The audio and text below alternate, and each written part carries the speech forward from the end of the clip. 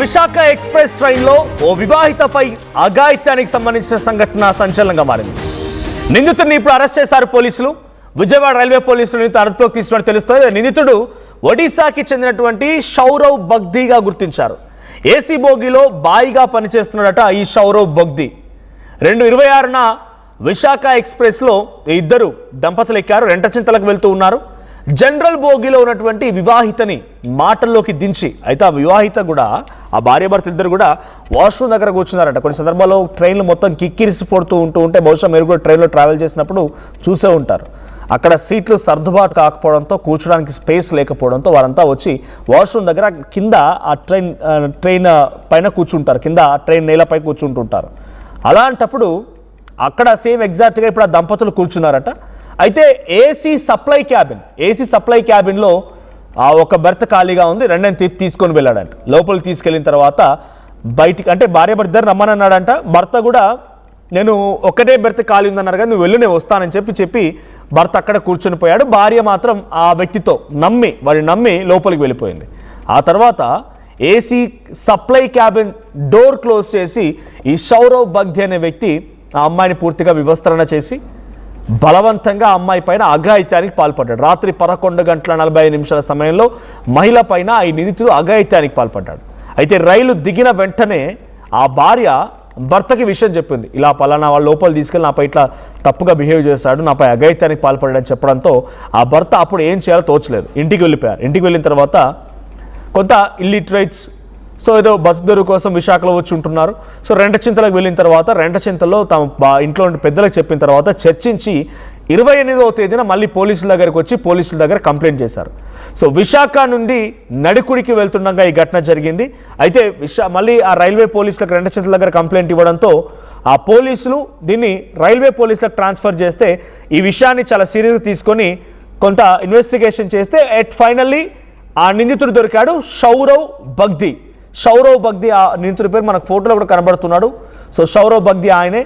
అక్కడ నేలపై కూర్చున్నటువంటి ఆ వ్యక్తులని బలవంతంగా, ఒక క్యాబిన్ ఉంది, ఒక బెర్త్ ఖాళీగా ఉంది, మీరు రండి అక్కడ కూర్చుందురు గారి అని చెప్పి వాళ్ళని పిలిస్తే భార్య ఒకటే బెర్త్ ఖాళీగా ఉంది కదా అని చెప్పి భర్త ఏం చేశాడు, నువ్వు వెళ్ళమ్మా నేను వస్తానని చెప్పి భార్యని పంపిస్తే అక్కడికి వెళ్ళిన తర్వాత ఈ అఘాయిత్యానికి పాల్పడ్డాడు నిందితుడు. దిగిన తర్వాత ట్రైన్ దిగాక అప్పుడు భర్తకు చెప్పింది ఆ భార్య.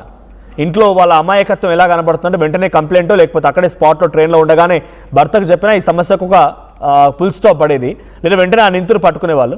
ఆ తర్వాత కింద దిగినాక మళ్ళీ వాళ్ళ అమాయకత్వం ఎలా కనబడుతుందో ఇంటికి వెళ్ళి పెద్దలతో చర్చించి ఏం జరుగుద్దోనని చెప్పి అంతా ఆలోచించిన తర్వాత పోలీసులకు కంప్లైంట్ ఇస్తే ఇప్పుడు 2 రోజుల తర్వాత ఈ ఘటన పోలీసులు అదుపులోకి తీసుకున్నారు ఆ నిందితుడిని. 26వ తేదీన సంఘటన జరిగితే 28వ తేదీన ఆ మహిళ మళ్ళీ వెళ్ళి పోలీస్ స్టేషన్లో కంప్లైంట్ ఇచ్చింది. ఈరోజు 30వ తేదీ ఈరోజు పోలీసులు ఆ నిందితుడిని, ఆ ఆఫీసు అందులో పనిచేసిన ఏసీ క్యాబిన్ సప్లైలో బాయిగా పనిచేసే వ్యక్తిని అదుపులోకి తీసుకున్నారు పోలీసులు. దీనికి సంబంధించి మరిన్ని అప్డేట్స్ మా ప్రతినిధి సాయి అందిస్తారు. సాయి, ఏం జరిగింది? ఆ మహిళ ఇచ్చిన ఫిర్యాదు ఆధారితంగా సౌరవ్ బగ్దీ అరెస్ట్ చేశారు పోలీసులు. ఎటువంటి విచారణ జరుగుతోంది? ఇప్పుడు ఆ కుటుంబం ఎవరైతే మహిళ లేదా భార్యాభర్తలు ఉన్నారో వాళ్ళ కుటుంబ రియాక్షన్ ఏంటి? ఈ ఘటన పైన ఎటువంటి టాక్ నడుస్తోంది? మనోజ్, విశాఖ ఎక్స్ప్రెస్ లో జరిగినటువంటి అత్యాచార సంఘటనకి సంబంధించినటువంటి అంశంలో ప్రస్తుతం విజయవాడకు చెందినటువంటి రైల్వే పోలీసులు నిందితుడిని గుర్తించడం జరిగింది. అతను ఒడిశా రాష్ట్రానికి చెందినటువంటి సౌరవ్ బగ్దీగా కూడా గుర్తించినటువంటి నేపథ్యంలో అతన్ని అదుపులోకి తీసుకున్నారు. అయితే మహిళ ఇచ్చినటువంటి ఫిర్యాదు, అదేవిధంగా ఆమె చెప్పినటువంటి ఆధారాలు ఏవైతే ఉన్నాయో, డ్రెస్సు కలర్ కానీ ఇవన్నీ కూడా ఐడెంటిఫికేషన్ కి సంబంధించినటువంటి నేపథ్యంలోనే అతన్ని గుర్తించినట్లు కూడా పోలీసులు చెప్తున్నారు.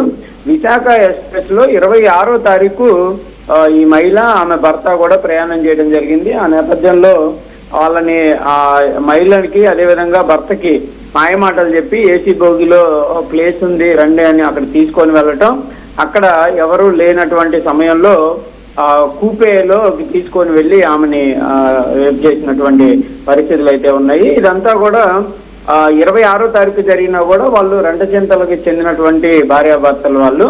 అయితే వాళ్ళు 2 రోజుల తర్వాత ఫిర్యాదు చేశారు. అంటే లోకల్ గా ఉన్నటువంటి వాళ్ళ బంధువులు వాళ్ళందరినీ కూడా సంప్రదింపులు చేసుకొని ఈ అంశంలో ఒకవేళ కేసులు పెడితే ఏమన్నా పరువు పోతుందా, లేకపోతే ఎలాంటి పరిస్థితులు ఉంటే ఏంటి, అన్ని రకాలుగా కూడా వాళ్ళు చర్చించుకున్న తర్వాత నిందితుడు ఎవరైతే ఉన్నాడో అతను చేసినటువంటి అంశాన్ని కంపల్సరీగా అతనికి కఠినమైనటువంటి శిక్ష పడాలనే విధంగా కూడా వాళ్ళందరూ నిర్ణయం తీసుకున్న తర్వాత కేసు పెట్టినట్టు కూడా వాళ్ళైతే చెప్తున్నారు. వీళ్ళ దగ్గర కూడా పూర్తిగా అందరూ కూడా సపోర్ట్ చేస్తాము, మేము ఎలాంటి అంశాల్లో ఈ అంశంలో కంపల్సరీగా పోరాటం అయితే చేస్తామనే విధంగా కూడా వాళ్ళైతే చెప్తున్నటువంటి పరిస్థితుల్లో. ఎందుకంటే వాళ్ళు పల్లెటూరులో ఉండేటటువంటి అంశానికి సంబంధించిన వాళ్ళు, కానీ ఆ రోజు వాళ్ళు వచ్చేటటువంటి సమయంలో విశాఖ ఎక్స్ప్రెస్ లో ఖాళీ లేకపోవటం, వాళ్ళు జనరల్ బోగిలో బాత్రూమ్ దగ్గర కూర్చొని ఉంటుంది, ఇదంతా కూడా ఇతను గమనించినటువంటి నేపథ్యంలోనే వాళ్ళని ముందుగా అంటే విశాఖపట్నంలో ఎక్కినటువంటి వీళ్ళు విజయవాడ దాకా అతను గమనించాడు అనేక సార్లు.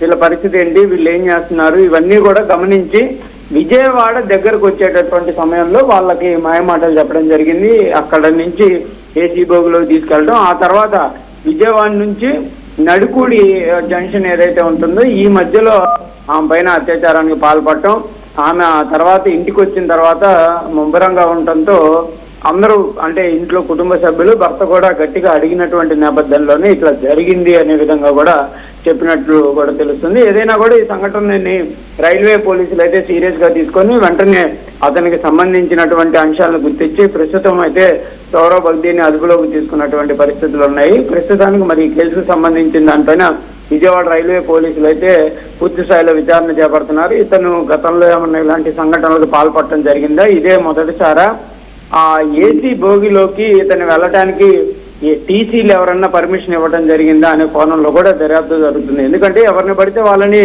ఫస్ట్ క్లాస్ ఏసీలోకి రానిచ్చేటటువంటి పరిస్థితులలో మరి వీళ్ళని ఏ విధంగా రానిచ్చారు, అక్కడ జీపీఎఫ్ పోలీసులు అంటే రైల్వే పోలీసులు ఎవరైతే ఉంటారో వాళ్ళు ఉన్నారా లేరా, వాళ్ళు మరి ఉంటే ఈ సంఘటన ఏ విధంగా జరిగింది అనే కోణంలో కూడా దర్యాప్తు జరుగుతుంది. ఏదైనా కూడా ఫస్ట్ క్లాస్ ఏసీలో ఈ అంశం జరగడంతో ప్రయాణికులు కూడా దిగ్భ్రాంతికి గురవుతున్నటువంటి పరిస్థితులు అయితే కనిపిస్తున్నాయి. ఎందుకంటే చాలా సెక్యూర్డ్గా ఉండేటటువంటి ఏసీ బోగుల్లో ఇలాంటి సంఘటనలు జరగటం పైన కూడా స్థానికంగా ఉన్న ప్రజలు కూడా విమర్శలు చేస్తున్నారు. రైల్వే పోలీసులు దీనిపైన దృష్టి పెట్టాలనే విధంగా కూడా కోరుతున్నటువంటి పరిస్థితులు అయితే కనిపిస్తున్నాయి. Manoj. Right, thank you Sai. So మొత్తంగా రెంటచింతల్లో పోలీసులకు కంప్లైంట్ చేస్తే అది రైల్వే పోలీసులకు ట్రాన్స్ఫర్ అయింది. మొత్తంగా నిందితుని కూడా పట్టుకున్నారు, సౌరవ్ బగ్దీని. ఆ మహిళ ఇచ్చినటువంటి ఆ ఫిర్యాదు ఆధారితంగా సౌరవ్ బగ్దీని అరెస్ట్ చేసినట్టు తెలుస్తోంది పోలీసులు. సో ఏదేం జరిగినా రైల్వేలో మీరు ప్రయాణించే సమయంలో నిత్యం రద్దీగా ఉండేటువంటి రైల్వేస్ మన ఇండియన్ రైల్వేస్ అన్నీ కూడా. సో ఎవరిని ముక్కు మొహం తెలియని వ్యక్తిని నమ్మకండి.